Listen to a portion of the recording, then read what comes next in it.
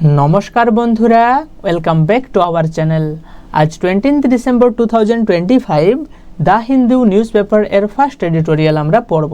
তো দেখুন, এই এডিটোরিয়ালটিতে ইলেকশন কমিশন অফ ইন্ডিয়া অর্থাৎ ভারতীয় নির্বাচন কমিশন যে এসআইআর করছে, সেই এসআইআর এর ফার্স্ট ফেজ বা প্রথম পর্যায় সম্পূর্ণ হওয়ার পর 7টি রাজ্য ও কেন্দ্রশাসিত অঞ্চলের ড্রাফট ইলেকট্রাল রোলস বা ড্রাফট ভোটার লিস্ট প্রকাশ করেছে, আর তার বিষয়েই এই এডিটোরিয়ালটিতে লেখা রয়েছে। কিন্তু আমরা যেভাবে এডিটোরিয়াল পড়ি বা অ্যানালাইজ করি এক্সাম পারপাসে, তাই সবার প্রথমে আমরা জানব ইলেকশন কমিশন অফ ইন্ডিয়া কি, তারপরে আমরা আলোচনা করব এসআইআর কি, আর সবার শেষে আমরা পুরো এডিটোরিয়ালটি word by word, line by line পড়ব। ঠিক আছে? তো যদি আপনারা already election commission of India পড়ে নিয়েছেন তাহলে খুব ভালো কথা, আপনাদের রিভিশন হয়ে যাবে। আর যদি আপনারা এখনও পর্যন্ত ইলেকশন কমিশন অফ ইন্ডিয়া পড়েননি তাহলে আরও ভালো কথা, আপনাদের পড়া হয়ে যাবে। তাই ভিডিওটি খুব মন দিয়ে দেখবেন। আরেকটা বিষয়, যদি আপনারা এই ভিডিও এর পিডিএফ ডাউনলোড করতে চান তাহলে ভিডিও এর ডেসক্রিপশানে টেলিগ্রাম চ্যানেলের লিঙ্ক দেওয়া আছে, সেখান থেকে আপনারা ফ্রিতে এই পুরো ভিডিও এর পিডিএফ ডাউনলোড করতে পারবেন।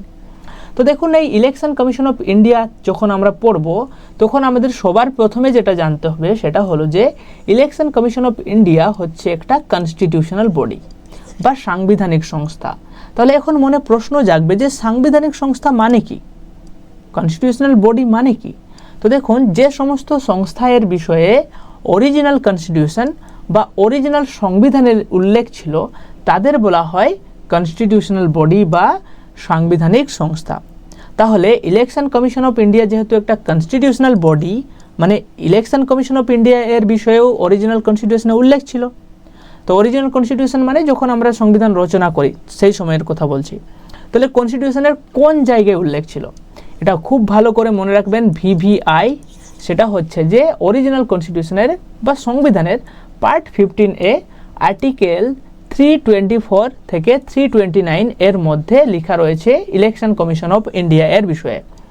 ভেরি ভেরি ইম্পর্টেন্ট, মনে রাখবেন কোথায় উল্লেখ রয়েছে ইলেকশন কমিশন অফ ইন্ডিয়ার বিষয়ে। সংবিধানের পার্ট 15 এর মধ্যে, আর্টিকেল 324 টু 329 এর মধ্যে। তাহলে 1 নম্বর পয়েন্ট এটা জানলাম, ইলেকশন কমিশন অফ ইন্ডিয়া একটা কনস্টিটিউশনাল বডি বা সাংবিধানিক সংস্থা।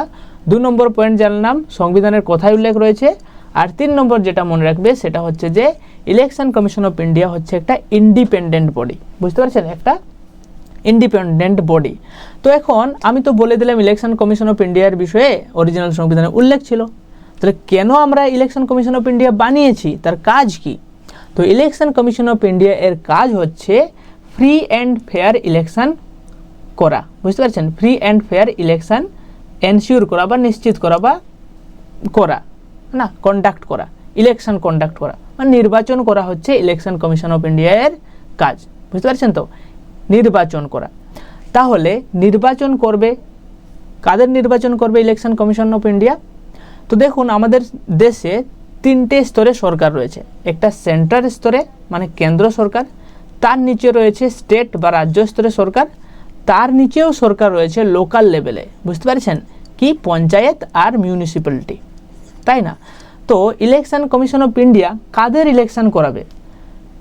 সেন্টারে যারা কাজ করে তাদের ইলেকশন, নাকি স্টেটে যারা কাজ করে তাদের ইলেকশন, নাকি লোকাল লেভেলে যারা কাজ করে তাদের ইলেকশন? তো দেখুন, এই ইলেকশন কমিশন অফ ইন্ডিয়া কিন্তু লোকাল লেভেলের ইলেকশন করায় না। কাদের ইলেকশন করায়?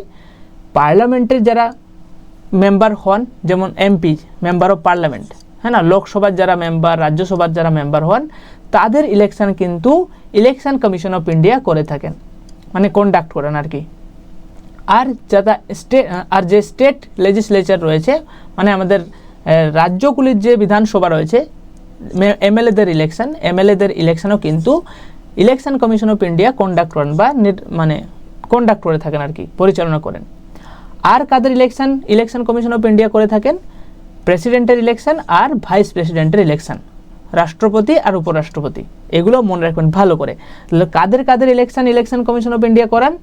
পার্লামেন্টের যারা মেম্বার হন তাদের ইলেকশন, স্টেট লেজিসলেটিভ অ্যাসেম্বলি বা বিধানসভার যারা মেম্বার হয় তাদের ইলেকশন, রাষ্ট্রপতির ইলেকশন আর ভাইস প্রেসিডেন্ট বা উপরাষ্ট্রপতির ইলেকশন কমিশন অফ ইন্ডিয়া করে থাকেন। এখন যে পঞ্চায়েত আর মিউনিসিপ্যালিটি লেভেলের যে ইলেকশন হয় সেটা কিন্তু স্টেট ইলেকশন কমিশন মানে কন্ডাক্ট করেন, বুঝতে পারছেন? সেটা ইলেকশন কমিশন অফ ইন্ডিয়া করে না, রাজ্য স্তরে যে ইলেকশন কমিশন রয়েছে না, রাজ্য স্তরে যে নির্বাচন সংস্থা রয়েছে বা কমিশন রয়েছে, সেই রাজ্য স্তরের কমিশন কিন্তু স্টেট লেভেলের পঞ্চায়েত আর মিউনিসিপ্যালিটির ইলেকশন করে থাকেন, বুঝতে পারছেন? এই পয়েন্টগুলো মনে রাখবেন এক্সামের জন্য। এরপরে যেটা আমাদের এক্সামের জন্য পড়তে হবে সেটা হচ্ছে যে ইলেকশন কমিশন অফ ইন্ডিয়াতে কতজন মেম্বার থাকেন, তার স্ট্রাকচার কেমন। তো ইলেকশন কমিশন অফ ইন্ডিয়াতে টোটাল 3 জন মেম্বার থাকেন, বুঝতে পারছেন? একজন হচ্ছেন চিফ ইলেকশন কমিশনার, প্রধান, প্লাস 2 জন আলাদা ইলেকশন কমিশনার্স থাকেন। তাহলে টোটাল কত হলো? টোটাল হলো 3 জন। তাহলে ইলেকশন কমিশন অফ ইন্ডিয়াতে কতজন মেম্বার থাকে? একটা multi member body election commission of India, এখানে 3 জন মেম্বার থাকেন, একজন চিফ ইলেকশন কমিশনার আর বাকি হচ্ছে 2 জন ইলেকশন কমিশনার্স, বুঝতে পারছেন? এখন তারপরে যেটা বড় প্রশ্ন আসবে সেটা হচ্ছে অ্যাপয়েন্ট কে করেন, হ্যাঁ না? যে চিফ ইলেকশন কমিশনার বা ইলেকশন কমিশনার্স বা যা ইলেকশন কমিশনার্সগুলো রয়েছে যারা রয়েছেন তাদেরকে অ্যাপয়েন্ট কে করেন? ভেরি ভেরি ইম্পর্টেন্ট, মনে রাখবেন প্রেসিডেন্ট অ্যাপয়েন্ট করেন। তাহলে কে অ্যাপয়েন্ট করে? প্রেসিডেন্ট। তার ইচ্ছে মতো কি অ্যাপয়েন্ট করতে পারে? যে প্রেসিডেন্টের ইচ্ছে হলো আজকে আমাকে, মানে ইচ্ছে হলো প্রেসিডেন্টের, না আমি ভবেশকে আজকে বানিয়ে দিই চিফ ইলেকশন কমিশনার বা ইলেকশন কমিশনার, করতে পারে কি? না, করতে পারবে না। কেন করতে পারবে না? কারণ প্রেসিডেন্ট যে অ্যাপয়েন্ট করেন সেটাও একজনের রিকমেন্ডেশনের মাধ্যমে অ্যাপয়েন্ট করেন।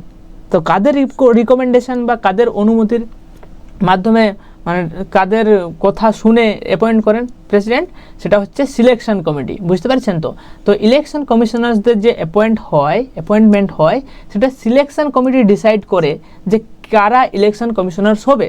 তো সেই সিলেকশন কমিটিতে কারা কারা থাকে? প্রাইম মিনিস্টার, প্রধানমন্ত্রী, লিডার অফ অপোজিশন, হ্যাঁ, বিরোধী দলনেতা আর ইউনিয়ন মিনিস্টার, যে কোনো একজন ইউনিয়ন মিনিস্টার থাকবেন। তো এই ব্যাপারটা মনে রাখবেন। এখন এটা অ্যামেন্ডমেন্ট হওয়ার পরে এইটা হয়েছে যে এখন প্রধানমন্ত্রী থাকবে, অপোজিশন লিডার থাকবে আর যে কোনো একটা ইউনিয়ন মিনিস্টার থাকবে। কিন্তু আগে এরকম ছিল না, আগে এই ইউনিয়ন মিনিস্টারের জায়গায় ছিল কে? CJI, okay, chief justice of India. তাহলে আগে কারা ছিল? পিএম ছিল, কিন্তু অপোজিশনও থাকতো আর সিজেআই থাকতো, চিফ জাস্টিস অফ ইন্ডিয়া। কিন্তু এখন সেখানে আর চিফ জাস্টিস অফ ইন্ডিয়া এর মানে জায়গা নেই, বুঝতে পারছেন? তাহলে অ্যাপয়েন্টমেন্ট আমরা বুঝে গেলাম কে করে? প্রেসিডেন্ট অ্যাপয়েন্ট করেন, কিন্তু সিলেকশন কমিটির রিকমেন্ডেশনের মাধ্যমে অ্যাপয়েন্ট হয়। সিলেকশন কমিটিতে থাকে পিএম, লিডার অফ অপোজিশন আর ইউনিয়ন মিনিস্টার। এরপরে স্ট্যাটাস মানে কি? তাদের কেমন অবস্থা আর কি, কেমন পাওয়ার।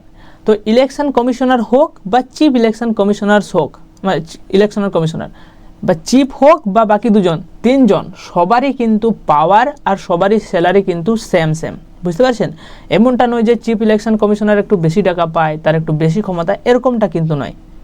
কিছু ক্ষেত্রে একটু পাওয়ার রয়েছে, যেমন ধরো সেটা একটু পরে আলোচনা করছি, বাট মানে কি বলবো, সাধারণ লেভেলে দেখলে তাদের পাওয়ার আর কি বলবো স্যালারি একই।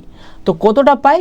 যতটা সুপ্রিম কোর্টের জাজেরা স্যালারি পায়, যতটা পাওয়ার তাদের থাকে ততটা পাওয়ারই ইলেকশন কমিশনারদেরও থাকে, বুঝতে পারছেন? তো সুপ্রিম কোর্টের জাজ আর ইলেকশন কমিশনার্স এদের কিন্তু পাওয়ার আর স্যালারি সেম টাইপের, মানে বুঝতে পারছেন? তো আর কি যেটা মনে রাখতে হবে সেটা হচ্ছে যে তারা কতদিন পর্যন্ত, এখন যদি কেউ ইলেকশন কমিশনার অ্যাপয়েন্ট হয়ে গেলেন তাহলে কতদিন পর্যন্ত তিনি থাকতে পারবেন ইলেকশন কমিশনার হিসেবে? এটা মনে রাখবে 6 বছর পর্যন্ত, বুঝতে পারছেন? তাহলে 6 বছর পর্যন্ত সে ইলেকশন কমিশনার হিসেবে নিযুক্ত থাকবেন। কিন্তু যদি 6 বছর কমপ্লিট হওয়ার আগেই তার 65 বছর বয়স পূর্ণ হয়ে গেল, তার বয়স যদি 65 বছর পেরিয়ে গেল, তাহলে কিন্তু সে দাবি করতে পারবে না, না না আমার তো 6 বছর ছিল, কথা ছিল আমি 6 বছর থাকবো ইলেকশন কমিশনার, আমি তো থাকবোই 6 বছর। না না, অসম্ভব। আপনার 65 বছর বয়স পূর্ণ হয়ে গেছে, তাহলে আপনাকে আর আমি 6 বছর রাখতে পারছি না, মনে রাখবেন। তাহলে কত বছর টেনিয়র, কত বছরের থাকতে পারে? 6 বছরের জন্য, কিন্তু 65 বছর পূর্ণ হয়ে গেলে তাকে কিন্তু আর 6 বছর এক্সট্রা দেওয়া যাবে না, বুঝতে পারছেন? যদি তার এজ 65 বছর হয়ে যায়। এরপরে আমি বললাম যে 6 বছর পর্যন্ত ইলেকশন কমিশনার থাকবেই, হ্যাঁ না? তাহলে তাকে কি আমরা কোনোদিনও মানে রিমুভ করতে পারবো না অফিস থেকে? তাকে রিমুভ করতে পারবো না, মানে হাঁটাতে পারবো না? পারবো। তার জন্য জটিল পদ্ধতি আছে।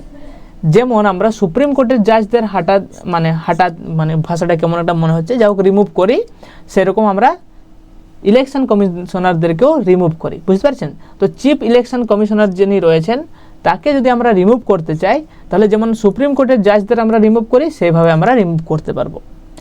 আর যদি আমরা অন্য যে দুজন ইলেকশন কমিশনার্স রয়েছে তাদেরকে যদি রিমুভ করতে চাই তার জন্য আমার চিফ ইলেকশন কমিশনার যিনি আছেন তার রিকমেন্ডেশন লাগবে। উইদাউট চিফ ইলেকশন কমিশনার এর রিকমেন্ডেশন আমরা কিন্তু বাকি যে দুজন ইলেকশন কমিশনার রয়েছেন তাদেরকে রিমুভ করতে পারবো না, বুঝতে পারছেন, এটা মাথায় রাখবেন। তো এরপরে যেটা আমি জানবো সেটা হচ্ছে, দেখুন আমি বললাম যে ইলেকশন কমিশন অফ ইন্ডিয়াতে টোটাল 3 জন মেম্বার আছে, ঠিক আছে, 3 জন মেম্বার আছেন। এটা কি প্রথম থেকেই যখন প্রথম election commission of India establish হলো, হ্যাঁ না, তৈরি হলো, তখন থেকেই কি 3 জন মেম্বার ছিল? না, তখন থেকে 3 জন মেম্বার ছিল না। তো এটা মনে রাখবেন, 25শে জানুয়ারি 1950 সালে এই ইলেকশন কমিশন আমরা এস্টাবলিশ করি, বুঝতে পারছেন।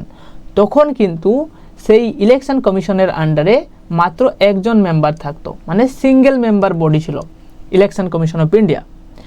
পরবর্তীকালে অক্টোবর 1989-এ কি হয়, একটা অ্যামেন্ডমেন্ট হয় না, 61st constitutional amendment act, CAA, constitutional amendment act আসে। এর মাধ্যমে কি করা হয় যে ভোটিং এজ মানে ভোট দেওয়ার যে বয়স সেটা 21 বছর থেকে কমিয়ে কি কত করা হয়, 18 বছর করা হয়, বুঝতে পারছেন। তো 21 বছর থেকে কমিয়ে যখন 18 বছর করা হয় তখন ইলেকশন কমিশনারের কাজ বেড়ে যায়। তখন কি হয়, আমরা আরও 2 জন ইলেকশন কমিশনার্সকে আমরা নিযুক্ত করি, বুঝতে পারছেন। তখন কি হয়ে যায়, মাল্টি মেম্বার বডি হয়ে যায়। আগে ছিল সিঙ্গেল মেম্বার বডি, কিন্তু 1989-এ কি হয়ে যায়, সেটা মাল্টি মেম্বার বডি হয়ে যায়। কিন্তু আবার জানুয়ারি 1999-এ কি হয়, ওই 2 জনকে আবার বের করে দেওয়া হয়, আবার সিঙ্গেল মেম্বার বডিতে পরিণত হয় ইলেকশন কমিশন অফ ইন্ডিয়া। তাহলে প্রথমে ছিল সিঙ্গেল মেম্বার, তারপরে 1989 হলো মাল্টি মেম্বার, আবার হয়ে গেল 1990-তে সিঙ্গেল মেম্বার। কিন্তু 1993 থেকে বর্তমান পর্যন্ত পার্মানেন্টলি, হ্যাঁ না, মাল্টি মেম্বার বডি হয়ে গেল ইলেকশন কমিশন অফ ইন্ডিয়া। মানে 1993 এর পর থেকে এখনও পর্যন্ত একজন চিফ ইলেকশন কমিশনার থাকেন, বাকি 2 জন ইলেকশন কমিশনার থাকেন, বুঝতে পারছেন। আশা করছি ভালো লাগছে ভিডিওটা। আর যদি বুঝতে পারছেন, ক্লাস ভালো লাগে, তাহলে অবশ্যই লাইক করবেন, কমেন্ট করবেন, সাবস্ক্রাইব করবেন, হ্যাঁ না, যাতে আমিও একটু মোটিভেশন পাই। তো এখন আমরা দেখব যে ইলেকশন কমিশন অফ ইন্ডিয়া তাদের কাজ কি, হ্যাঁ না, তাদের কি কাজ। তাদের 3 রকম কাজ রয়েছে, একটা হচ্ছে অ্যাডমিনিস্ট্রেটিভ কাজ, প্রশাসনিক, আর একটা হচ্ছে অ্যাডভাইজারি কাজ, আর একটা হচ্ছে কোয়াসি জুডিশিয়াল কাজ। তো সিম্পল একটু আলোচনা করা যাক ডিটেলসে না গিয়ে। তো কী অ্যাডমিনিস্ট্রেটিভ কাজ করে ইলেকশন কমিশন অফ ইন্ডিয়া, কী অ্যাডমিনিস্ট্রেটিভ পাওয়ার রয়েছে। তো প্রথম তো তারা ইলেকট্রাল রোলস তৈরি করে, মানে ভোটার লিস্ট করে, হ্যাঁ না, তারা ভোটার লিস্ট তৈরি করে, শিডিউলিং করে, ভোট কখন হবে, কি হবে, ডেট তৈরি করে, হ্যাঁ না, ইলেকশনের।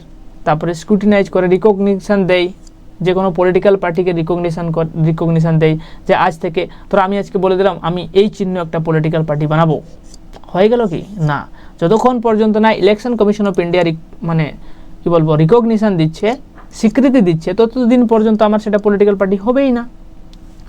আর কি তারা মানে যে কি বলবো ডিলিমিটেশন কমিশনের মাধ্যমে কি করে কনস্টিটিউয়েন্সি নির্ধারণ করে, ইলেকট্রাল কনস্টিটিউয়েন্সি মানে কি, যখন ভোট হয় কি হয় জানেন, যখন ভোট হয় পুরো দেশটাকে অনেকগুলো কনস্টিটিউয়েন্সিতে ভাগ করা হয়, হ্যাঁ না, অনেকগুলো এরকম কনস্টিটিউয়েন্সি, এদের পুরো দেশ হলে এরকম কনস্টিটিউয়েন্সিতে ভাগ করা হয়।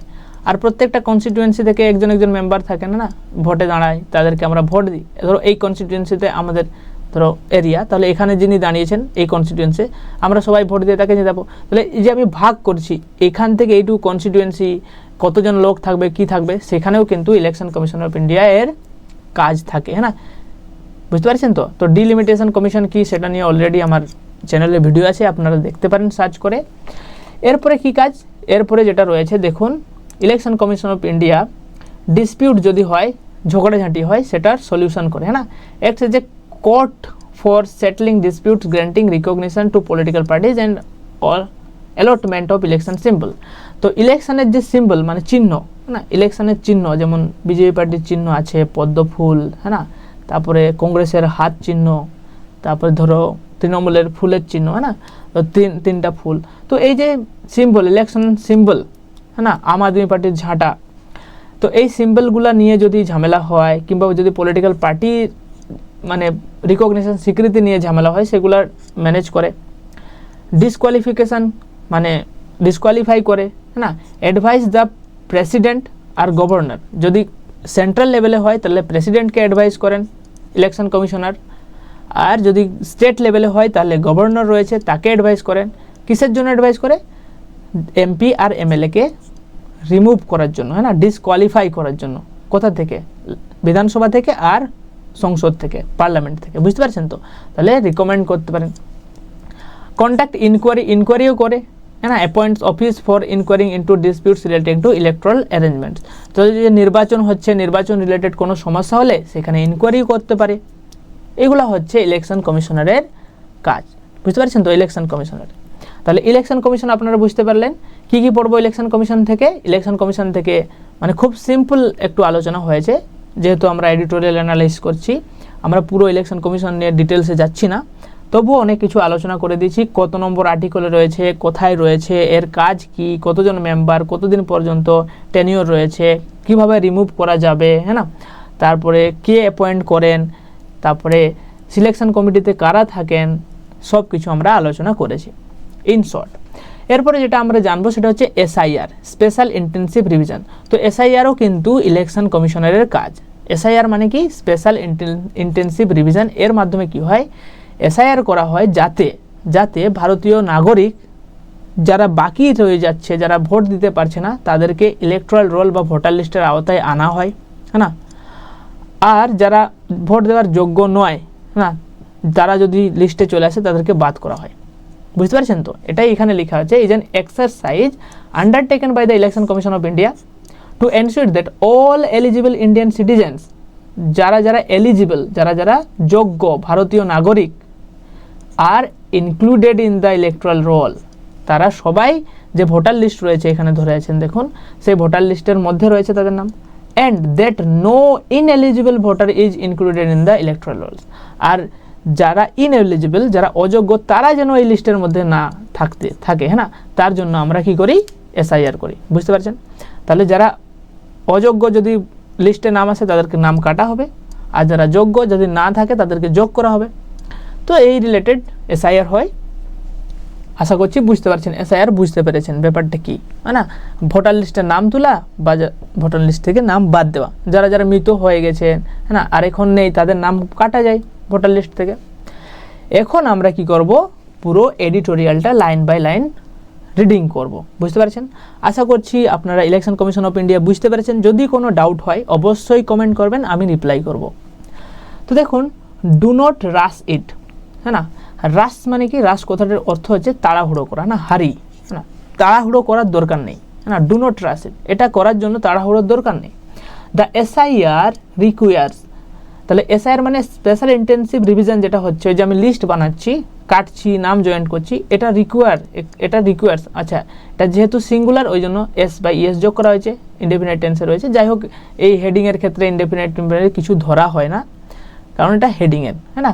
তো এখানে কিছু ধরা হয় না, এটাও মাথায় রাখবেন। তো এসআইআর এর প্রয়োজন কি? প্রয়োজন মোর টাইম, আরও সময়, হ্যাঁ না। এসআইআর এর জন্য আরও সময় দরকার, টু প্রিভেন্ট মাস এক্সক্লুশন।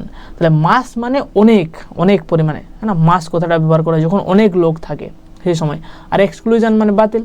তাহলে যখন অনেক লোক বাদ হয়ে যাচ্ছে, হ্যাঁ না, সেটাকে প্রিভেন্ট করার জন্য, প্রিভেন্ট মানে বাধা দেওয়া, তাহলে অনেকজন যে ভোটার লিস্ট থেকে বাদ হয়ে যাচ্ছে সেটাকে বাধা দেওয়ার জন্য, মানে আরও ভালো করে যাতে আমরা স্পেশাল ইন্টেনসিভ রিভিশন করতে পারি, যাতে আমরা আরও ভালোভাবে অ্যানালাইজ করতে পারি, দেখতে পারি কারো নাম কেটে গেলো, কীভাবে কেটে গেলো না গেলো, তার জন্য আরও সময়ের দরকার, এটা আমাদের রাইটার বলতে চাইছেন। The election commission of India ECI has release মানে প্রকাশ করে দিই, রিলিজ মানে কোনো কিছু প্রকাশ করা, হয় না। তাহলে সামনে নিয়ে এসেছে, হ্যাজ দিয়ে পারফেক্ট টেন্স অলরেডি নিয়ে এসছে। কি নিয়ে এসছে? The draft electoral rolls. Electoral roll মানে বললাম নির্বাচন তালিকা, মানে ভোটার লিস্ট বলতে পারেন। তাহলে ড্রাফট যেটা একটা খসড়া, মানে যেটা অরিজিনাল না, হ্যাঁ না। অরিজিনাল বলতে যেটা একদম কি বলবো ফাইনাল না, ড্রাফট, হ্যাঁ না, সেটা খসড়া বা প্রাইমারি ভার্সন বলতে পারেন। তাহলে ভোটার লিস্টের প্রাইমারি ভার্সন রিলিজ করে দিয়েছে for 7 states and union territories, 7টি রাজ্য এবং কেন্দ্রশাসিত অঞ্চলের।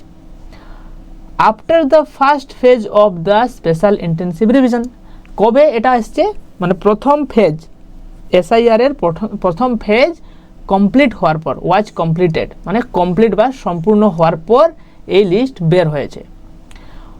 আর কিভাবে বের হয়েছে, with the submission of enumeration forms by eligible voters. Submission মানে কি, জমা দেওয়া। এনুমারেশন মানে কি, এনুমারেশন মানে হচ্ছে গণনা, আর ফর্ম মানে ফর্ম। তাহলে গণনার যে ফর্ম, হ্যাঁ না, সেই ফর্ম জমা দেওয়ার পর কাদের দ্বারা, বাই এলিজিবল ভোটার, যারা ভোট দিতে পারবে, যারা এলিজিবল যোগ্য ভোটার, তাদের দ্বারা যে এনুমারেশন ফর্ম জমা পড়েছে সেটার পর, এবং their digitalisation by booth level officers, BLO, বুঝতে পারছেন, বিএলওর full form booth level officer. তাহলে যে জমা দিল, যাদের ভোটার লিস্টের নাম যুক্ত হবে, যারা যোগ্য, তারা যে ফর্ম জমা দিল কার কাছে, বিএলওর কাছে। আর বিএলও কী করলো, সেটা ডিজিটালাইজ করলো, মানে কি টাইপ করলো না ইন্টারনেটে, মানে কি বলবো, ইলেকশন কমিশন অফ ইন্ডিয়াকে পাঠালো। যখন ডিজিটালাইজেশন হয়ে গেল, তারপরে ইলেকশন কমিশন অফ ইন্ডিয়া এই 7টা রাজ্য এবং কেন্দ্রশাসিত অঞ্চলের একটা ড্রাফট ইলেকট্রাল রোল প্রকাশ করলো। বুঝতে পেরেছেন, আশা করছি বুঝতে পেরেছেন। এরপরে কি হলো, এরপরে দেখুন, in Tamil Nadu and West Bengal, তাহলে তামিলনাড়ুতে এবং ওয়েস্ট বেঙ্গলে, আমাদের পশ্চিমবঙ্গে, মোর দেন 97 লাখ অ্যান্ড 58 লাখ ভোটার্স, মানে 97 লাখেরও বেশি কোথায়, তামিলনাড়ুতে, অ্যান্ড 58 লাখেরও বেশি ভোটার ওয়েস্ট বেঙ্গলে, রেসপেক্টিভলি মানে যথাক্রমে, বা ইন অর্ডার মানে অর্ডার বাই অর্ডার, মানে যখন আমরা বলি তখন রেসপেক্টিভলি কথাটা ব্যবহার করা হয়। তাহলে ওয়ার ডিলিট করা হয়েছে না, ওই যে এসআইআর করা হলো, এসআইআর এর মাধ্যমে, তাহলে 97 লক্ষ লোক তামিলনাড়ু থেকে ডিলিট হয়ে গেল, বাদ পড়ে গেল, আর 58 লক্ষ লোক ভারত বলছি আমাদের পশ্চিমবঙ্গ থেকে বাদ পড়ে গেল। These deletions range from 7.5% of the pre-SIR rolls in West Bengal to 15% in the case of Tamil Nadu। তাহলে এই যে আমি ডিলিট করছি, নাম বাতিল করছি, এটা 7.5% of the pre-SIR rolls in West Bengal। West বেঙ্গলে যে মানে এসআইআর এর আগে যে লিস্ট ছিল তার 7% ডিলিট হয়ে গেছে, আর 15% ডিলিট হয়ে গেছে তামিলনাড়ুর যে লিস্ট ছিল, মানে আগে এসআইআর এর আগে যে লিস্ট ছিল তার থেকে। In West Bengal the deletions seem to be the highest in urban areas.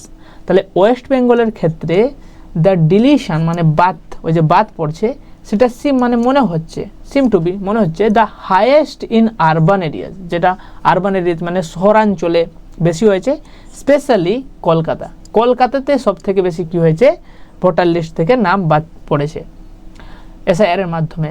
A clear picture, এ পরিষ্কার একটা ছবি, on the gender breakup. Gender breakup মানে কি, জেন্ডার ব্রেকআপ মানে যে লিঙ্গ বিভাজন, হ্যাঁ, এটা পরিষ্কার চিত্র লিঙ্গ বিভাজনের। And the reasons for the deletion will emerge only after praising the election commission of India's booth wise data. Praising মানে কি, প্রেজিং কথাটার মানে হচ্ছে এখানে দেখুন বিশ্লেষণ। তাহলে কি বলতে চাইছেন এখানে, a clear picture on the gender breakup, মানে লিঙ্গ বিভাজনের একটা সম্পূর্ণ পরিষ্কার একটা ছবি, এবং দ্য রিজন এবং কারণ, কিসের কারণ, ফর দ্য ডিলিশন, ওই যে ডিলিট হয়ে গেল, নাম বাদ পড়ে গেল, সেই ছবিটা আমরা উইল এমার্জ, উঠে আসছে বা উঠে আসবে, হ্যাঁ না, যে নাম বাদ পড়লো সেটা এমার্জ হবে, উঠে আসবে, সেই ছবিটা উঠে আসবে অনলি আফটার, শুধুমাত্র পরে, কার পরে, যখন আমরা প্রেজ করা মানে কি, বিশ্লেষণ করা, অ্যানালাইজ করব, আমরা যখন ডিটেল এক্সামিনেশন করব, হ্যাঁ না, কিসের, ইলেকশন কমিশনের বুথ ওয়াইজ ডাটা। তাহলে বুথ ওয়াইজ ডাটা যখন আমরা এক্সপ্লেন করব, ডিটেল অ্যানালাইজ করব, তখন আমরা বুঝতে পারবো কি জন্য বা কিভাবে, স্পষ্ট চিত্র পাবো কিভাবে এই ডিলিটেশন হলো। বুঝতে পারছেন। এরপরে কি রয়েছে দেখি, এরপরে রয়েছে রিপোর্টস মানে কি, প্রতিবেদন, হ্যাঁ না, স্টাডিজ সার্ভে আরও ইন্ডিকেট করে দ্যাট যে the election commission of India has identified মানে কি, আইডেন্টিফাইড মানে হচ্ছে কোনো কিছুকে চিহ্নিত করা, বুঝতে পারছেন তো, অলরেডি আইডেন্টিফাইড করে নিয়েছে মানে চিহ্নিত করে দিয়েছে a high number of enumeration forms in West Bengal. মানে কি কি চিহ্নিত করেছে যে একটা অনেক বেশি পরিমাণ, হ্যাঁ হাই নাম্বার মানে অনেক বেশি পরিমাণ ইনুমিরেশন ফর্ম মানে গণনার ফর্ম কোথায়, ওয়েস্ট বেঙ্গলে, এজ যেমন ইদার আনম্যাপড মানে যেটা মানে কি বলবো ম্যাপে যুক্ত হচ্ছে না, হ্যাঁ না, ম্যাপ করা হয়নি, অসংযুক্ত, হ্যাঁ না, বুঝতে পারছেন তো, অসংযুক্ত, আনম্যাপড মানে যেটা মিলছে না আর কি, এরকম হয় মিলছে না টু দ্য 2002 মানে হ্যাঁ ইলেকট্রাল রোল মানে 2002 সালের ইলেকট্রাল রোলের সাথে মিলছে না, এরকম কিছু ফর্ম পাওয়া গেছে। অর ক্যারিং ডাউটফুল লিঙ্কেজেস, অর যে ফর্মগুলো পাওয়া হয়েছে মানে যে ফর্মগুলো আমরা পেয়েছি সেগুলোতে কিছু ডাউটফুল সন্দেহজনক লিঙ্কেজ মানে সংযোগ খুঁজে পাওয়া যাচ্ছে, বুঝতে পারছেন তো। তাহলে এমনও রিপোর্ট উঠে আসছে, এমনও প্রতিবেদন উঠে আসছে যেটা বলছে, যেটা ইন্ডিকেট করছে, যেটা দেখাচ্ছে আমাদেরকে, হ্যাঁ যেটা নির্দেশ করছে যে, যেটা সাজেস্ট করছে যে আমাদের পশ্চিমবঙ্গে অনেক ইলেকট্রাল যে মানে এসআইআর এর যে ফর্ম জমা পড়েছে তার মধ্যে অনেকগুলোতে 2002 সালের ইলেকট্রাল রোলের সাথে মিলছে না, অথবা তার সঙ্গে একটা সন্দেহজনক লিঙ্ক খুঁজে পাওয়া যাচ্ছে, একটা ঠিকঠাক মিলছে না আর কি। The risk of widespread exclusions, ওই যে ওয়াইড স্প্রেড মানে একদম বিস্তৃত, এক্সক্লুশন মানে বাদ পড়ে যাওয়া, তার যে রিস্ক, হ্যাঁ না, তার যে ঝুঁকি, তার যে থ্রেট, হ্যাঁ না, যে অনেক সংখ্যক একদম বাদ পড়ে যাচ্ছে লিস্ট থেকে, তার যে রিস্ক লুমস মানে কি, মানে ঝুঁকি হিসেবে দেখা হচ্ছে ওইটাকে, within a compressed 53-day hearing window with electoral registration officers expected to insist on citizenship documentation.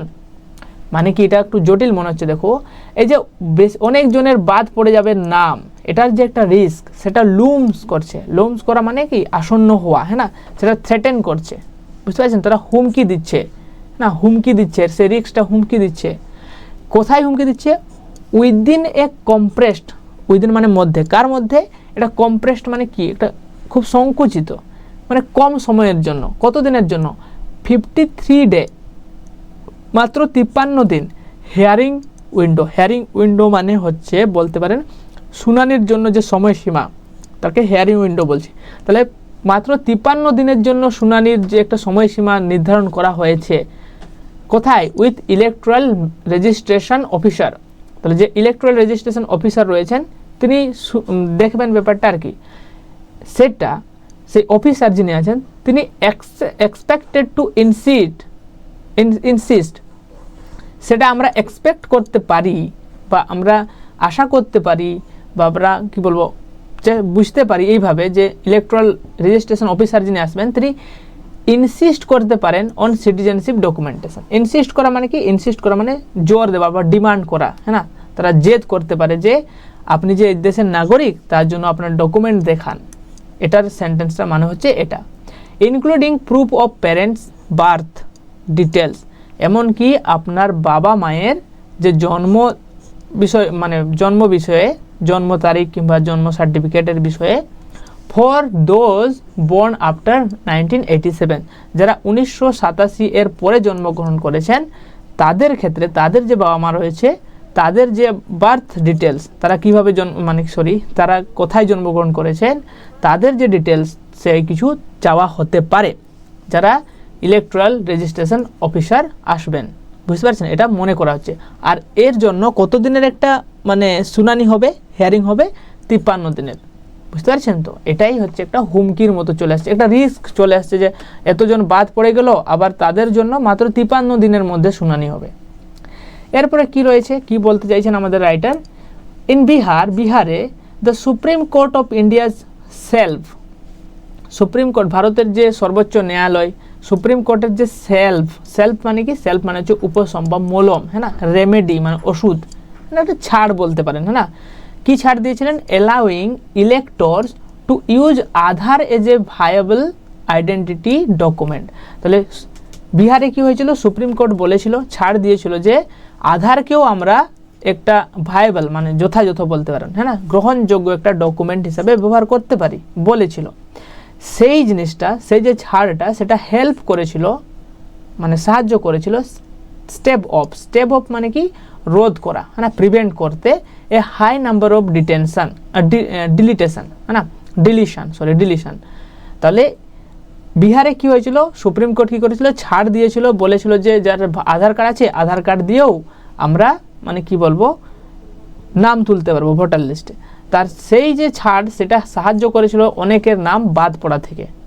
But even then, কিন্তু এমনকি তারপরেও 68 লাখ নেমস ওয়ার ডিলিটেড, তারপরেও কিন্তু 68 লক্ষ লোকের নাম বাদ পড়েছে।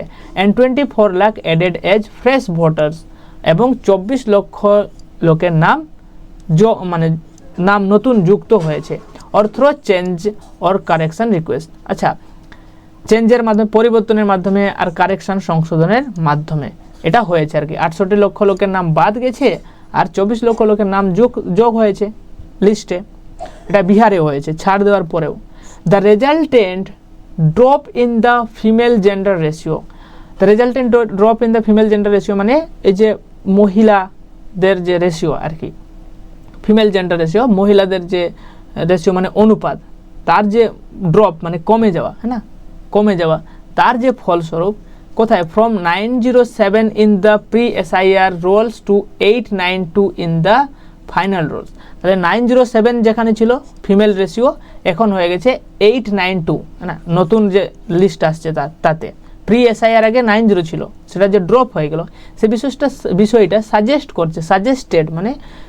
করছে, ইঙ্গিত দিচ্ছে, হ্যাঁ না, মানে হিন্ট করছে that all was not well with the SIR in that state.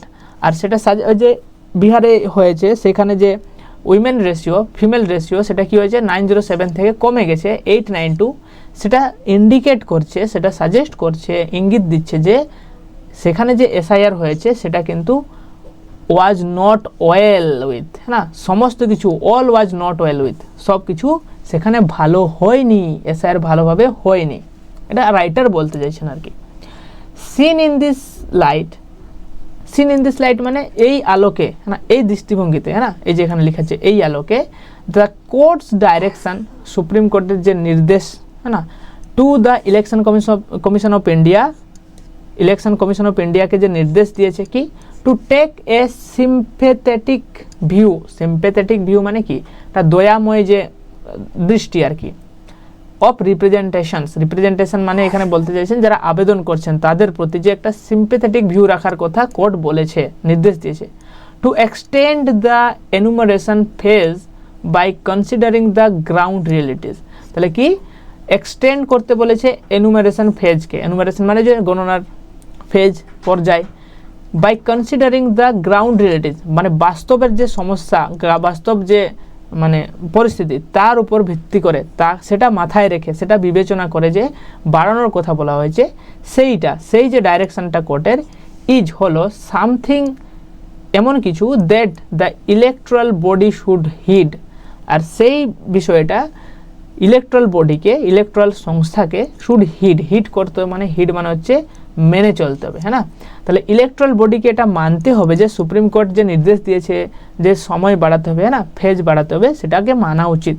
While যোগ দিও, the election commission of India has proclaimed মানে ঘোষণা করা, হ্যাঁ না, ডিক্লেয়ার করেছে দ্যাট যে ইট উইল এনশিওর, এটা নিশ্চিত করবে, এটা মানে কি বলবো, হ্যাঁ এনশিওর মানে নিশ্চিত করবে, নো জেনুইন ভোটার ইজ ডিসএনফ্র্যাঞ্চাইজড, তাহলে কোনো জেনুইন ভোটার যে বাস্তবে এই দেশের নাগরিক, যে ভোট দেওয়ার অধিকার যার আছে, সে ডিসএনফ্রেঞ্চাইজড হবে না, মানে এনফ্রেঞ্চাইজড হবে না মানে কি, তার নাম ভোটার লিস্ট থেকে বাদ যাবে না।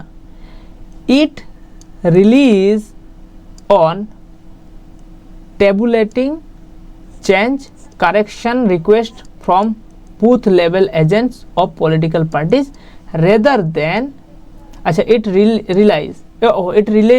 relies on মানে এটা নির্ভর করে কিসের উপরে, টেবুল মানে কি বলবো, মানে নাম যে লিস্ট করা হয়, টেবল করা হয়, সেইখানে তার যে চেঞ্জ, তার পরিবর্তন, তারপরে কারেকশান রেজাল্ট, তারপরে যে আমরা সংশোধন করছি তার ফলস্বরূপ from booth level agent of political parties rather than cross mapping with government databases such as death registration data।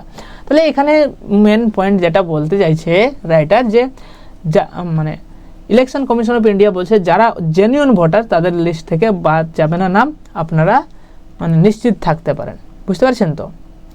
এরপরে যেটা রয়েছে সেটা হচ্ছে যে ভালনারেবল সেকশন মানে যে দুর্বল শ্রেণী রয়েছে, সাচেজ যেমন এজ শর্ট টার্ম মাইগ্রেন্ট, যারা কিছু সময়ের জন্য এক জায়গা থেকে অন্য জায়গায় গেছে, যারা ইললিটারেট মানে নিরক্ষর ভোটার্স, অ্যান্ড ম্যারিড উইমেন, যারা মানে বিয়ে করেছে এক জায়গা থেকে অন্য জায়গাতে, মানে অন্য জায়গা থেকে এসছে মহিলা আর কি। রিস্ক, তাদের একটা রিস্ক চলে এসছে, ঝুঁকি চলে এসছে ডিসএনফ্র্যাঞ্চাইজমেন্ট। বুঝতে পারছেন তো? মানে ওই যে নাম বাদ যাওয়ার আন্ডার দিস প্রসেস, এই প্রসেসের মাধ্যমে। এটা suggesting that the procedure of placing the onus on eligible voters to confirm their presence on the rolls is flawed. তাহলে এই যে ওনার্স মানে কি? ওনার্স মানে দায়িত্ব। বুঝতে পারছেন? তাহলে এই যে procedure of placing the onus on eligible voters to confirm their presence on the roll, যে আমরা কনফার্ম করছি যে তাদের নাম থাকবেই রোলের মধ্যে, সেটা ফল্ট, সেটা ত্রুটিপূর্ণ। হ্যাঁ, ইজ ফল্ট, সেটা ত্রুটিপূর্ণ। হ্যাঁ, যারা ধরো এক জায়গা থেকে অন্য জায়গায় মাইগ্রেট করেছে, হ্যাঁ না, নতুন বিয়ে করেছে, তাদের ক্ষেত্রে এটা সমস্যা হচ্ছে। বুঝতে পারছে তো? তো এড টু দিস মানে এরই সঙ্গে সঙ্গে দ্য লজিস্টিক্যাল ডিফিকাল্টিস, লজিস্টিক্যাল মানে যৌক্তিক, হ্যাঁ না, অর্গানাইজড অ্যাডমিনিস্ট্রেটিভ সমস্যা ফেসড বাই স্টেটস, মানে যারা রাজ্য সরকার ফেস করছে, সাচে যেমন Kerala where the SIR coincided with local body elections, যেখানে মানে এসআইআর সেটা কোইনসাইড মানে মিলে যাচ্ছে লোকাল বডি ইলেকশনের সাথে। কম্বাইন্ড মানে মিলিত হচ্ছে with the pressure on BLOs, যে কারণে যেখানে যারা বিএলও রয়েছে, বুথ লেভেল অফিসার রয়েছে, তাদের উপরে প্রেসার পড়ছে, চাপ পড়ছে টু মিট টাইট ডেডলাইন্স। যে টাইট ডেডলাইন মানে কি? খুব কম সময়সীমা। তো কম সময়সীমার মধ্যে যখন কাজ করতে হচ্ছে, বিএলওদের মাথায় চাপ পড়ছে। And the case for extending the time line becomes compelling. The case for extending the time line, আর এই জন্যই যে টাইম লাইনকে বাড়ানোর ব্যাপারটা বিকাম হয়ে উঠেছে কম্পিলিং। না, কম্পেলিং মানে হচ্ছে জোরদার আর কি, হ্যাঁ না, মানে করতেই হবে এরকমটা ব্যাপার চলে এসছে, টাইম লাইন বাড়াতে হবে। এরপরে যেটা রয়েছে লাস্টলি, যেটা বলতে চাইছেন writer, lastly while the court has helped, যদিও কোর্ট সাহায্য করেছে, is voter registration during the SIR, যে ভোটারের রেজিস্ট্রেশন এর ক্ষেত্রে কোর্ট সাহায্য করেছে এসআইআর এর সময়, it has still not heard, এটা এখনো পর্যন্ত শুনেনি দ্য কি কোশ্চেন, প্রধান প্রশ্ন of the constitutionality of the whole process. Constitutionality মানে এখানে বলতে চাইছে সংবিধানিকতা না, লিগ্যাল ভ্যালিডিটি, হ্যাঁ না।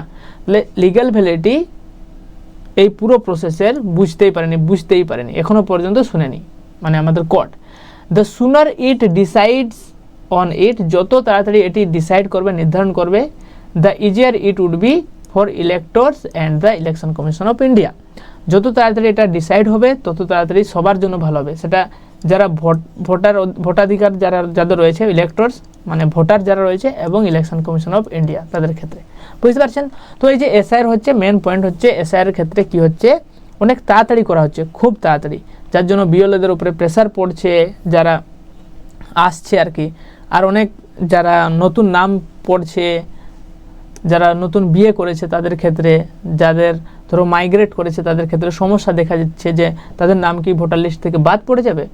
তো এই সব বিষয় নিয়ে টেনশন হচ্ছে, তাই বলছে যাতে সময়সীমা বাড়ানো হোক, না, এই সব বিষয় নিয়ে আর্টিকেলটিতে লেখা রয়েছে।